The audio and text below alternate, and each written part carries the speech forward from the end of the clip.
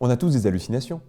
C'est un peu dérangeant pour notre conscience, parce qu'on aimerait peut-être que la réalité soit tangible, immuable, qu'on puisse la partager de façon précise. Mais on a des distorsions de perception de la réalité. Pour comprendre un peu le phénomène, il faut savoir qu'en fait, contrairement à ce qu'on croit, ce ne sont pas nos yeux, par exemple, qui voient la réalité. Nos yeux ne font que prendre l'information, puis la transmettre au cerveau. Mais le cerveau reconstitue, recrée l'information. Ça veut dire qu'il y a une distorsion potentielle entre ce que le sens a perçu et ce que mon cerveau reconstruit et réorganise à l'intérieur de moi. Et c'est pareil pour ce que j'entends, et c'est pareil pour ce que je ressens, c'est pareil aussi pour l'odeur, c'est pareil aussi pour le goût.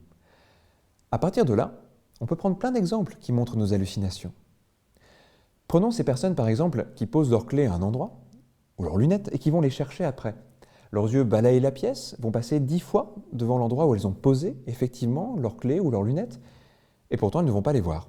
Le cerveau en fait crée un vide, il reconstruit la réalité. Très souvent ces personnes sont même frustrées quand elles le trouvent en disant « mais j'ai regardé 10 fois à cet endroit-là ». On s'aperçoit donc qu'on va voir ce qu'on s'attend à voir. Si l'endroit est trop évident, peut-être qu'on n'aura même pas l'idée que ça peut être là, et on ne le verra pas. Notre éducation aussi transforme les choses. On a remarqué que les enfants qui étaient élevés dans le désert ne voyaient surtout que des formes horizontales dans leur vie. Et donc, ils ont ensuite du mal à appréhender la verticalité.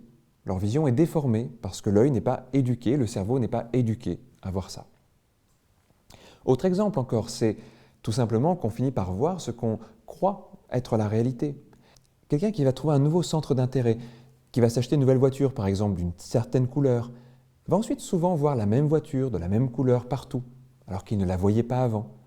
Ce qu'il vient de vivre biaise la réalité. Comme au fond on est incapable de maîtriser tout ça, comme on est dans une subjectivité totale de la réalité, la seule chose qu'on peut faire, c'est jouer avec elle. Plutôt que se laisser emprisonner et quelquefois se laisser influencer par ça, volontairement transformer notre rapport à la réalité.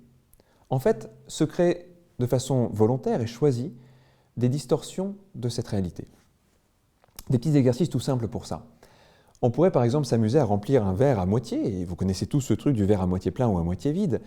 On pourrait s'obliger à construire une réalité dans laquelle le verre est à moitié plein, ou à s'obliger à construire une réalité dans laquelle notre verre est à moitié vide. Quel point de vue on doit avoir sur la réalité pour passer de l'un à l'autre? La véritable flexibilité mentale permet de le faire. Beaucoup de thérapeutes conseillent ce genre d'exercice à leurs patients qui sont bloqués dans une vision qui est limitante parfois de la réalité. Un autre exercice consisterait à regarder quelque chose qui nous paraît beau et à le déconstruire jusqu'à le trouver laid.